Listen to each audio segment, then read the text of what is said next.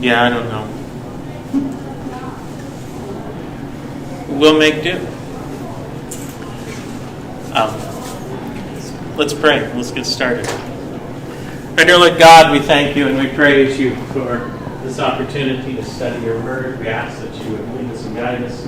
As we do, we ask that you would reveal to us more deeply what it means to be faithful citizens of the kingdom of heaven while we live in the fallen, rebellious world in this earth. In Jesus' name we pray. Amen. So we are in chapter 13. Actually, it says there that we started in 12:18, but that depends on the translation of the Bible you use. Some translations put 12:18 and 3:1. Or 13:1. So, depending on where you are, if you don't have a 12:18, don't worry about it. The first phrase of 13:1 is the same as 12:18. Not sure why they do that, other than the fact that 12:18 clearly belongs with chapter 13, not chapter 12. And so, let's look back at what we have talked about just really, really quickly. And look at the dragon and the beast.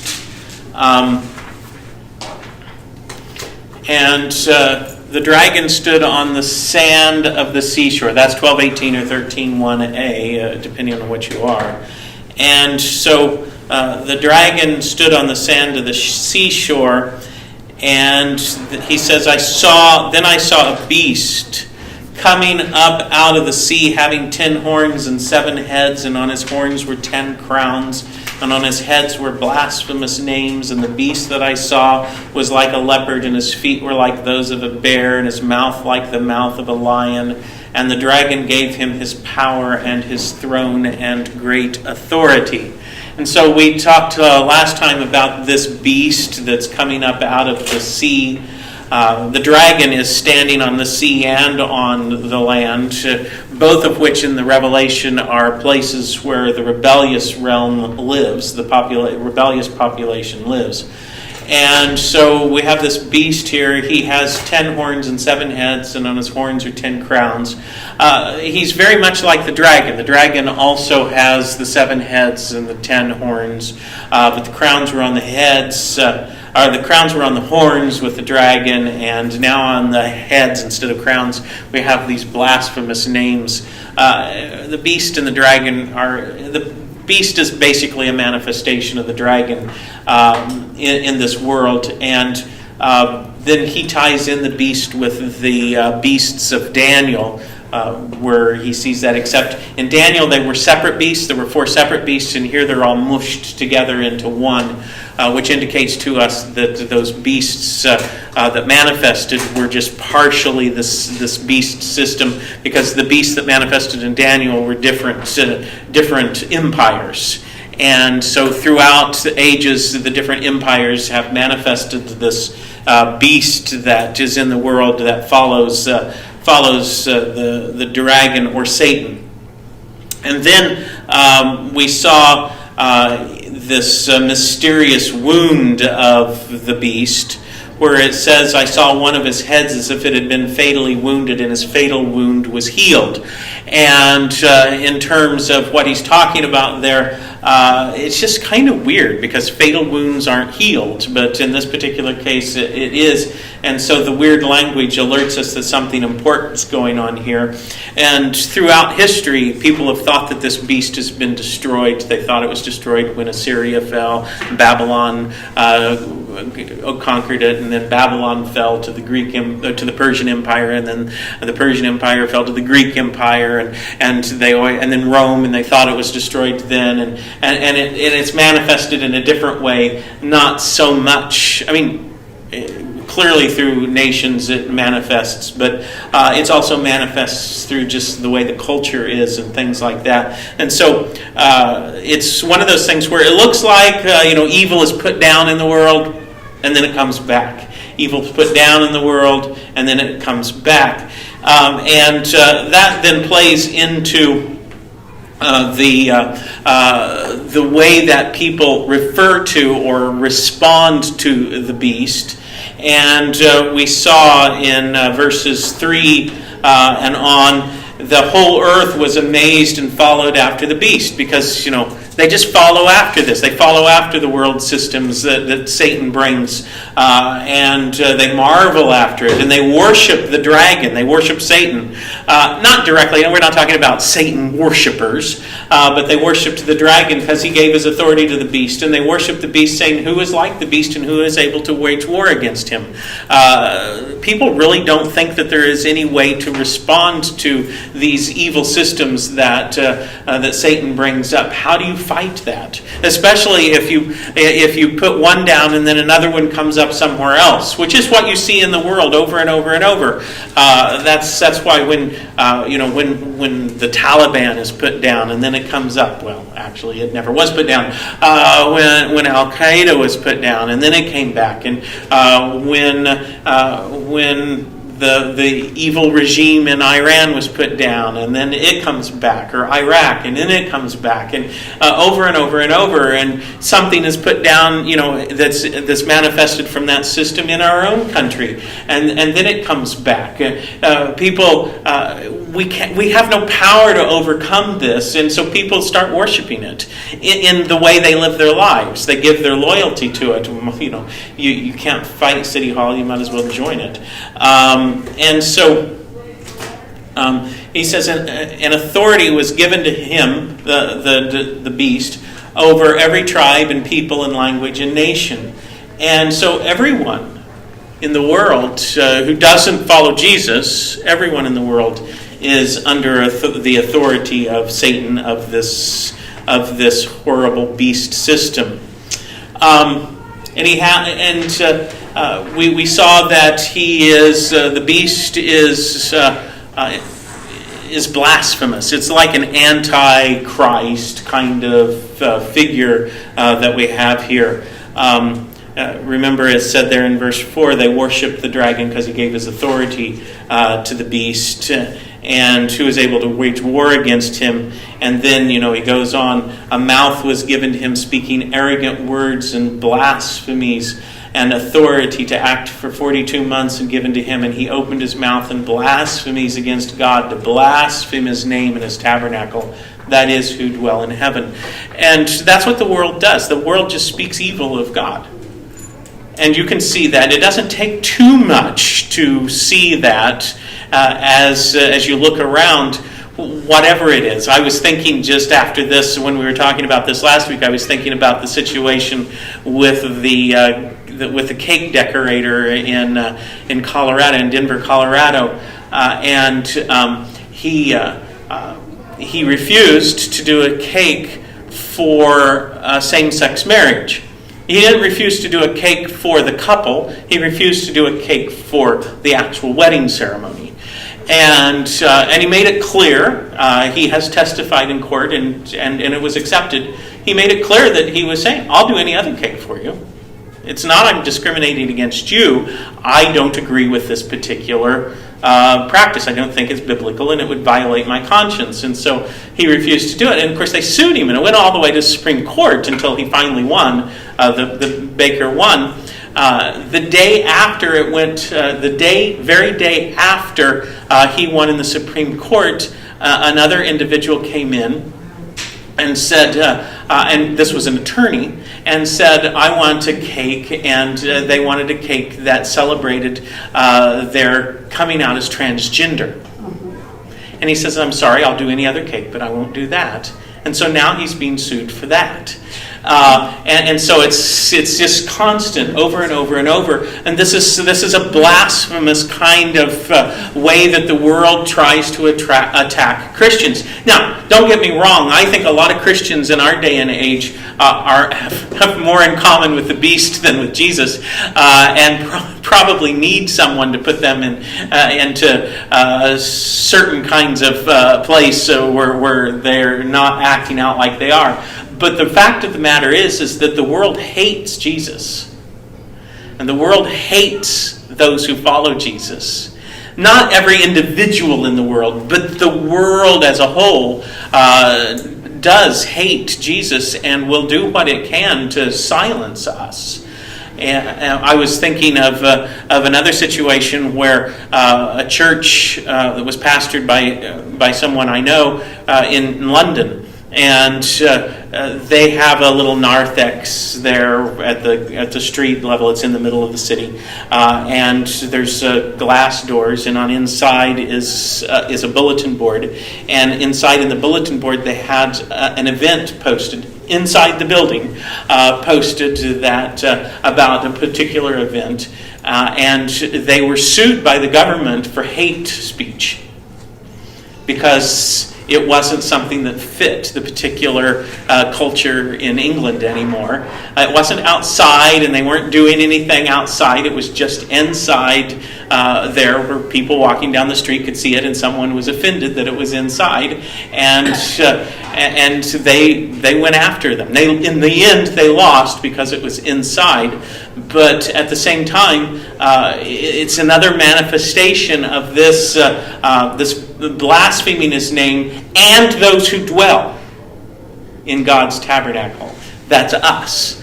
And we saw back in chapter 12 where the dragon who is doing all of this, who is orchestrating all of this, that the dragon, when he saw that he couldn't defeat God, he went after God's children. That's us. And so you can just expect that kind of opposition. There's no use in there's no reason, there's no benefit in getting all up in arms because the world doesn't act like Christians. They're controlled by Satan. They're not going to act like Christians. The Christians don't act like Christians most of the time. Why are we going to rail at the government because it doesn't act Christian, and the president because he doesn't act Christian, or Congress because they don't act like Christian, or go right down the line? Why spend your energy railing about that when our own lives don't measure up? And it doesn't do any good because they can't act like Christians. They're not Christian. And they're controlled by the dragon. This is the beast that John is trying to get across to them. And so then we're kind of up where we were the last time. And so let's go on about how he wars against the saints.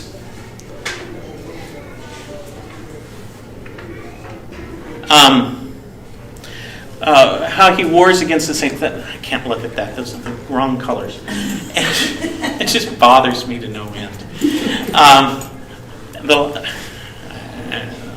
Something screwy's going on. What's it supposed to be?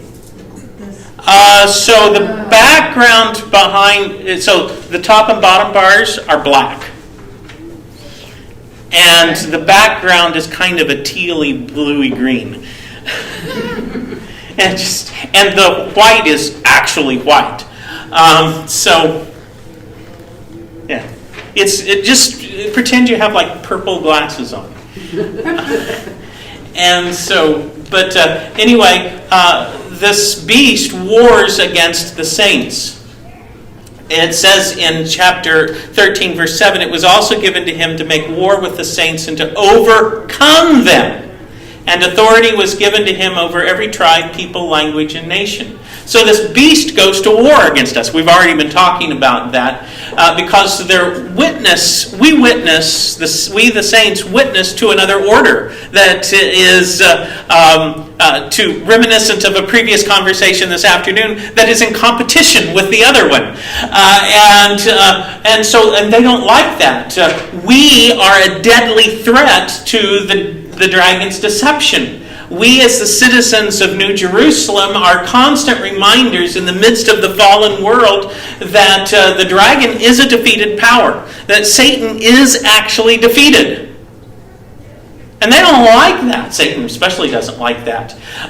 We are a reminder that you can actually fight evil. You can war against the beast. And that there is an order of being in which freedom replaces bondage. I'm free. I'm free from that bondage. That wholeness replaces brokenness. There are people in Jesus who walk a life that's whole and happy and fulfilled, and the world doesn't like that. I don't know if I've related to you this story. I can't remember if I related you to this story. And this is in the church, because, the fallenness is in the church. Remember, we talked about the 7 churches at the beginning of Revelation, and how 2 of those churches are bad churches. They're completely taken over by the world. And so there are churches scattered throughout the land that call themselves churches that are just completely taken over by the beast system. And there was one of these churches, I don't think it was completely taken over, it was one of the ugly ones that had a combination of 2. This was a Presbyterian church. And a lady in that Presbyterian church went to one of the last services that Catherine Kuhlman had back in the 70s, early 70s, 1970s, I think. And she got healed. Now, this woman had been in a wheelchair for decades. Gone to church every Sunday in her wheelchair. And she went to Catherine Kuhlman's service and got healed. And the next Sunday she went to a Presbyterian church walking. And they invited her to go to a different church because they didn't allow that kind of stuff in their church. They couldn't handle that. They just couldn't handle that kind of stuff.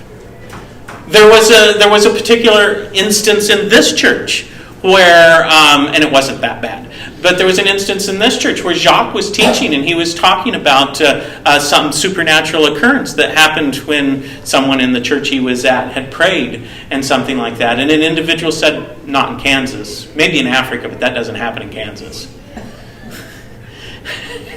And so it's just, they can't handle it. They just can't handle that kind of stuff. But there is a reality of people who walk in the healing of God, the life of God, the wholeness of God, and that witness shakes those who are in the fallen Babylon, in the fallen world, and it shakes them to their very foundations. And so then there arises tribulation. There arises opposition. And people come against those kinds of things. And I think you find that in families and in communities. And in some countries you find it exceptionally readily. I can remember when I was in China, and in China they wanted me to preach in one of their churches on a Sunday morning. And the church, come to find out, was maybe 300 or 400 yards away from where I was staying. And we walked for 5 miles to get to it. What? So that no one could find us. No one could follow us. Because I would just be sent home, probably. They might just disappear forever. And that kind of stuff still happens today. And so this war of the dragon against the woman's children, in Revelation 12, God's children, is a very real thing. Now, I don't think that we should go around whining about persecution and stuff like that in the United States. We don't really have persecution. I mean, once people start saying, recant your belief in Jesus or we're going to chop off your head, then you can start talking persecution. Yes, there is opposition. And yes, there might be some tribulation because of your faith in your family or in your workplace or something like that.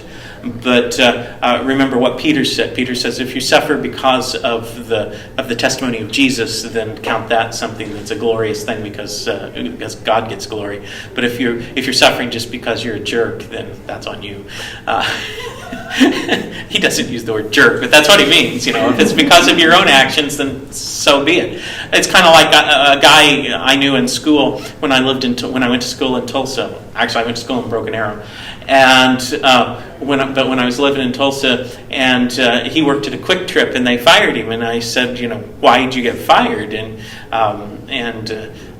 the instructor was there too. And he says it was just terrible that Quick Trip was anti-Christian and hated everything. And I happen to know that the hierarchy is overwhelmingly Christian in Quick Trip.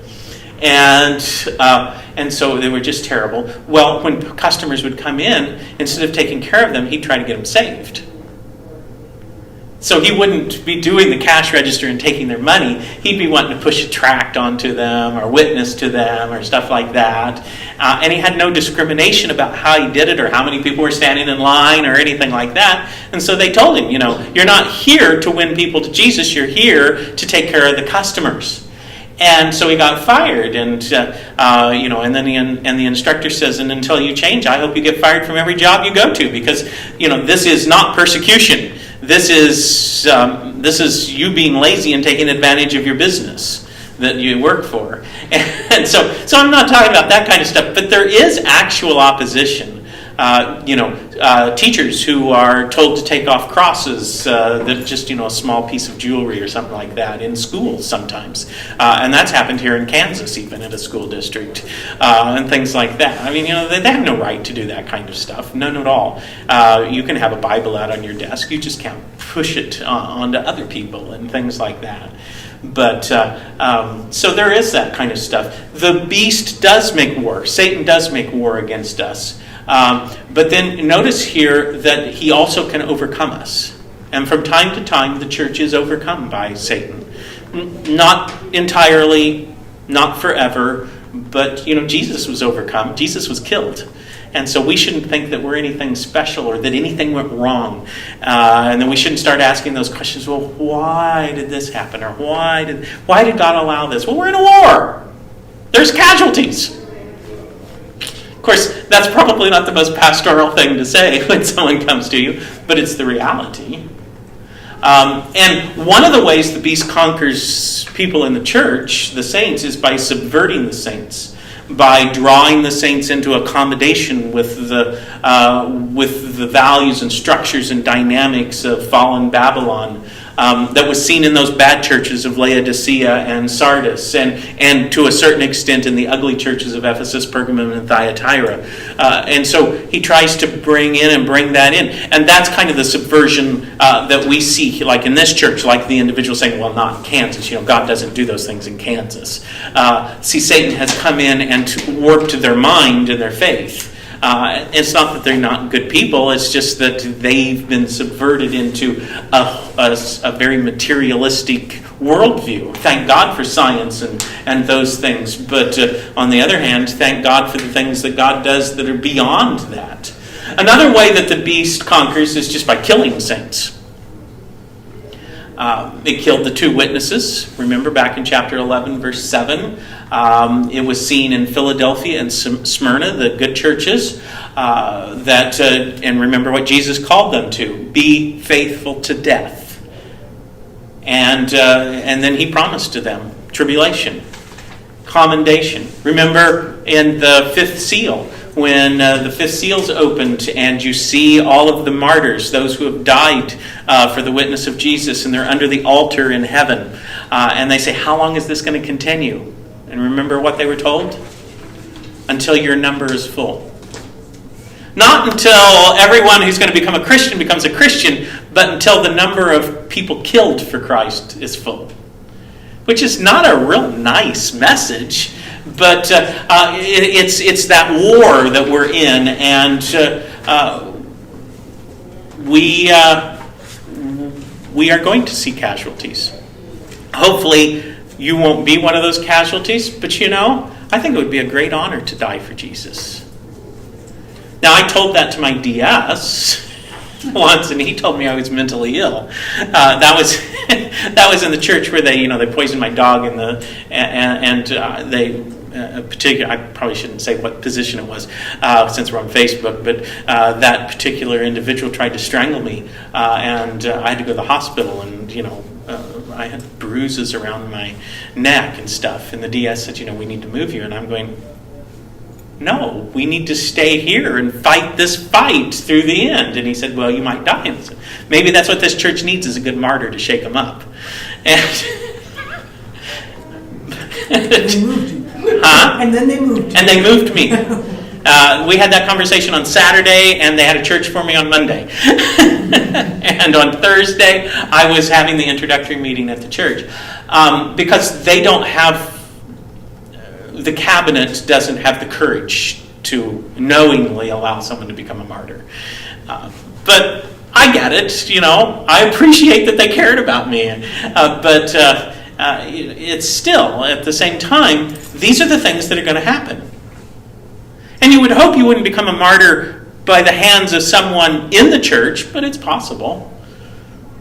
Sometimes the church is more unkind to its own than it is to others. And so then he goes on in verse 8 and says, and all who live on the earth will worship him, the beast. And everyone whose name has not been written since the foundation of the world in the book of life of the Lamb who has been slaughtered.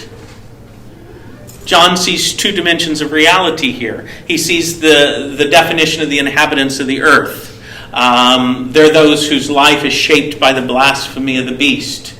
And then he also sees that their name is not written in the Lamb's book of life. And it's a singular use there. You notice it's their name, whose name. All of these people, and their name has not been written, which implies that this is the essence or nature of the whole group is being described. It's just, here's this whole group, and you won't find their name. None of them. It doesn't make any difference who you choose. You won't find their name written in the Lamb's book of life. And notice that the Lamb's book of life is the Lamb who has been slaughtered, and that their name would have been written there from the foundation of the earth. Remember, we've talked about that when we got to chapter 12, how all of this has been planned out since before God ever created. God knew when he created heaven and inhabited heaven, there would be a rebellion. And before that, he said, okay, here's how we'll fix it. He didn't say, there's going to be problems, and so I'm just not going to create them, because he wanted to share and have that love. But love requires freedom to rebel. And so he did that. And he knew before he created Adam and Eve that they were going to join the rebellion.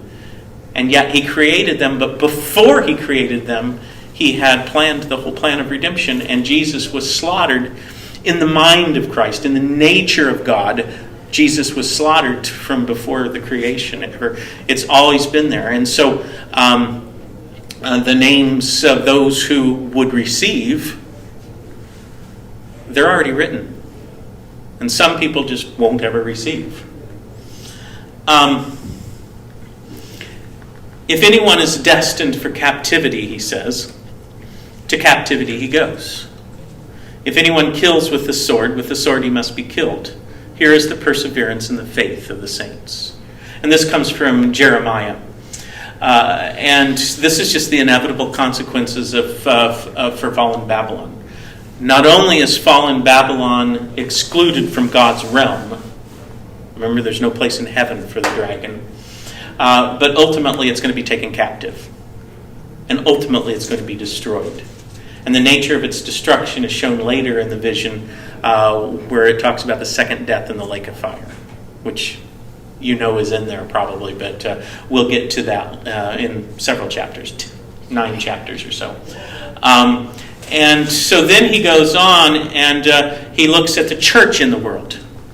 So we've seen the fallen world and how God deals with it. Now he's going to look and see the warfare of the beast in the context of the church in the world. He says over in verses 9 and 10, if anyone has an ear, let him hear. If anyone is destined for captivity, to captivity he goes. We just read this part of it. If anyone kills with the sword he must be killed. And here is the perseverance and the faith of the saints.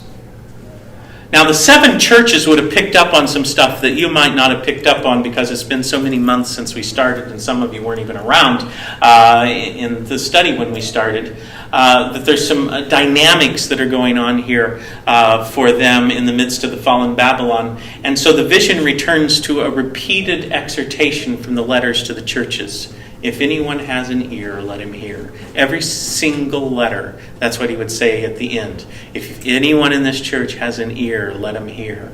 And he comes right back to that at this point for us. If you have an ear, then listen to what's going on. And then he gives this quote that we've already looked at. If anyone's destined to captivity, and fallen, and the dragon and the beast are destined to captivity, then he goes to captivity. And if anyone kills with the sword he must be killed. And that is the only power that Satan has. Satan no longer has any power because Jesus has all authority and power. The only power that Satan has is coercion, is the threat of destruction if you don't do what he does. And he says, so here's a call. Here's a call to you to persevere and have faith, to endure and have faith. That's your call, saints. The only other uses of endurance or perseverance are in John's affirmation of his participation with the kingdom, where he says, I am one who is patiently enduring tribulation with you. And then in all of the letters to the churches, patiently endure, patiently endure. There are some things we can change in this world, and then there are some things we should just have faith that God's going to deal with it eventually and just endure it. And wisdom comes in to know which is which. And faith is only used in terms of the saints, and up to this point it's only been used in those 7 letters. In chapter 14, verse 12, there is another aside to the churches like this, and it warns against participating with fallen Babylon. Keep your faith. Keep your faith. Don't participate. And that's the only other place he talks about faith. And so then we have the false prophet, or the second beast. And before looking at the second beast, it's going to be less confusing if we go ahead and identify the second beast as the false prophet. He's not called the false prophet here. But it says here, the second beast, he performs great signs so that even he makes fire come down out of the sky to the earth in the presence of the people, and he deceives those who live on the earth because of the signs with which it was given him to perform in the presence of the beast, telling those who live on the earth to make an image to the beast who had the wound of the sword and came to life. And so the second beast here that has come out of the land. The first beast came out of the sea. This beast comes out of the land.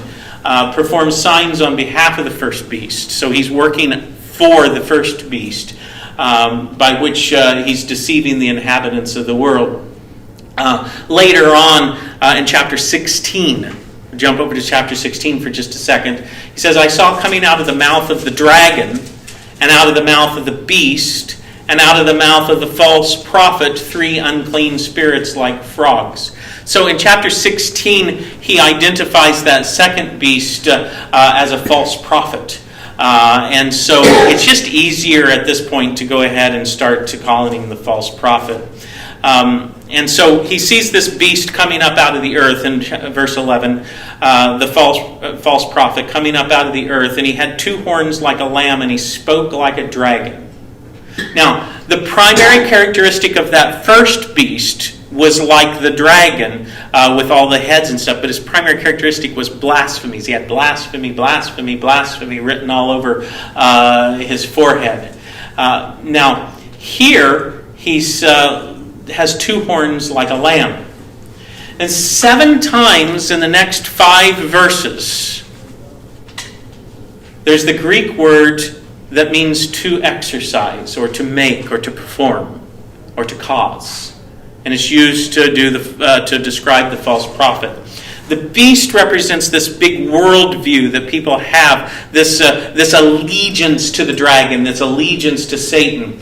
The false prophet represents the actions. He makes stuff happen. He performs stuff. He causes stuff to happen. And so there are actions that come out of a worldview. what you believe affects what you do.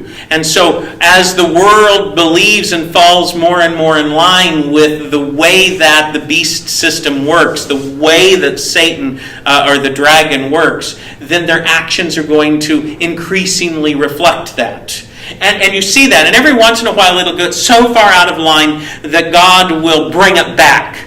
Like in Genesis chapter 6, where he says, and all of the thoughts of every person was only evil continually, is the way that he describes it. I mean, you think it's bad now. That's not true. Even the worst people oftentimes will have some sort of altruistic thing. They'll give to charity or something like that. There was none of that in the days of Noah. And so God reined it in and sent a flood to reset things. And so because evil was going to take over and there would be no way for Jesus to come in then.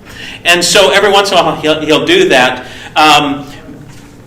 But we aren't to that yet. And so the false prophet, though, is the one who causes the actions to result from the worldview. And he incarnates human life in the structures of our world, in the values of our society, and the dynamics and the blasphemies that the dragon and the beast have created. And so you notice here, though, the false prophet doesn't have multiple heads and only has 2 horns. And his 2 horns are like a lamb. And it seems to be a masquerade here, that he's trying to look like the lamb who was slain from the foundations of the earth. Paul was aware of that. Remember over in 2 Corinthians chapter 11, verse 14, Jesus says that Satan disguises himself as an angel of light, going around trying to deceive people. Oftentimes Satan will portray himself as something that is good to deceive people. And so you find that. It's kind of like, the signs that people put up in their yard sometimes, love is love. Well, who's going to argue with that? Sure, love is love. But what you're talking about sometimes isn't love. And there are other things like that you ought to have, compassion on these people or something like that. And so it's a disguise, though, because behind it are these teeth. It's kind of like the thing that we got kind of caught up in today with the police department and downtown Salina, where they want us to run off the one homeless guy who sleeps in our doorway sometimes. He doesn't do anything. I probably encourage him to stay. I've given him coffee early in the morning and stuff. It's cold out. I feel sorry for him. And he also watches out on my building. He told me who came out of the building the other night, who had been in the building hiding until after he gave me the name. And things like that.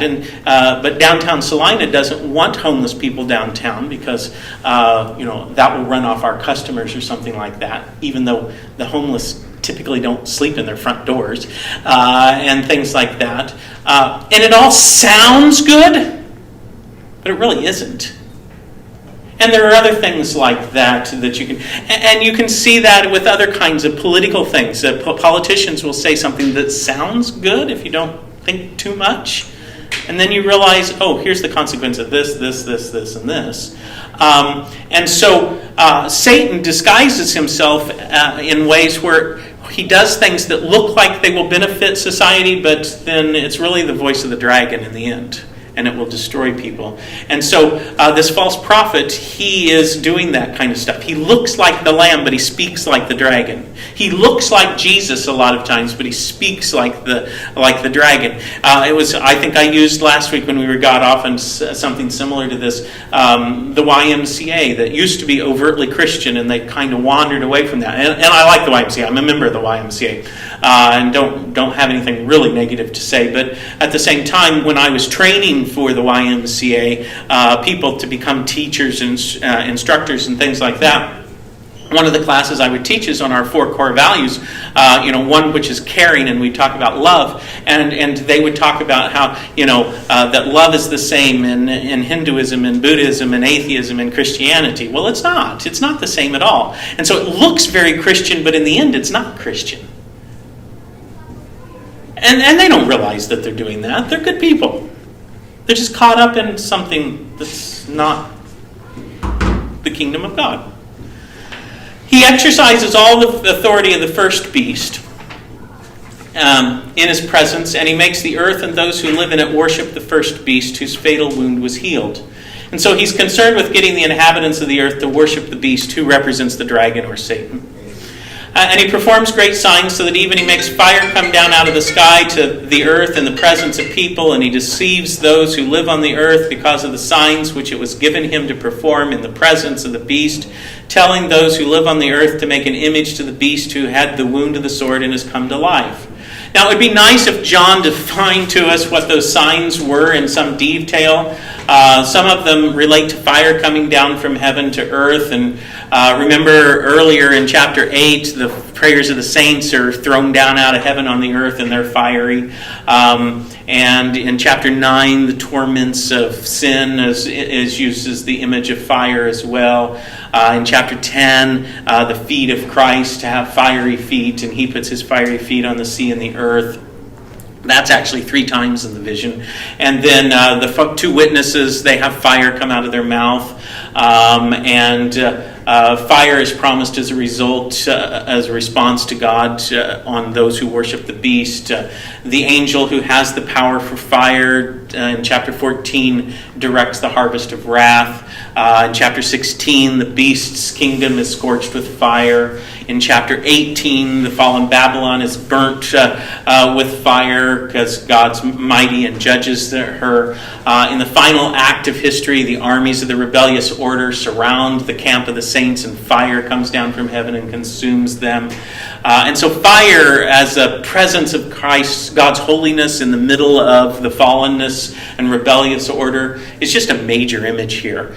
And it's seen in the sea, which that we see in the chapter 4. Remember, we saw the sea in front of the throne of God, and now it's mingled with fire later on. And so the signs that the false prophet performs are activities that sometimes look like God and definitely cause the holiness of God to burn against the unholiness of the fallen kingdom. And so then we have the image of the beast. And another clue here that seems to confirm the understanding of the signs associated with the inhabitants of earth is the first appearance of the image. He says he deceives those who live on the earth because of the signs which was given to him to perform in the presence of the beast, telling those who live on the earth to make an image to the beast who had the wound of the sword and has come to life. And so from this point on, image always is associated with the beast, and most of the time it relates to worshiping the beast in his image.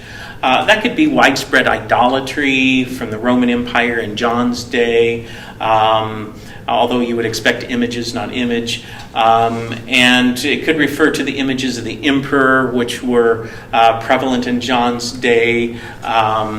And so, it could follow that the emperor is the incarnation of the beast in John's mind.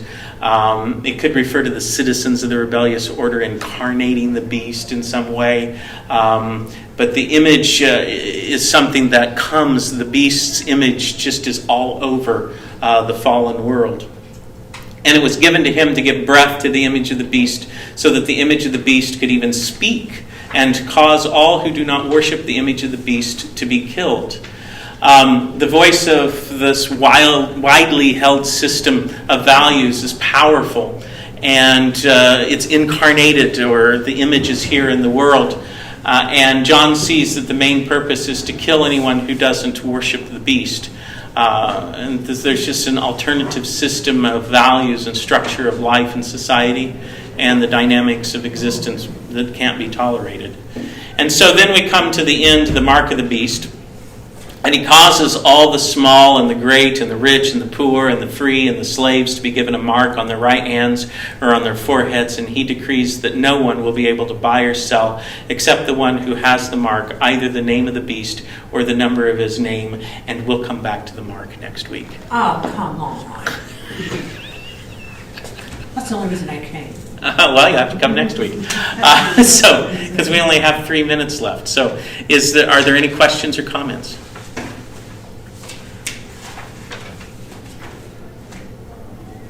Okay, we will come back and do this, and we will head right on into chapter 14 tomorrow. Or not tomorrow, next Wednesday, if there are no questions. Let's pray.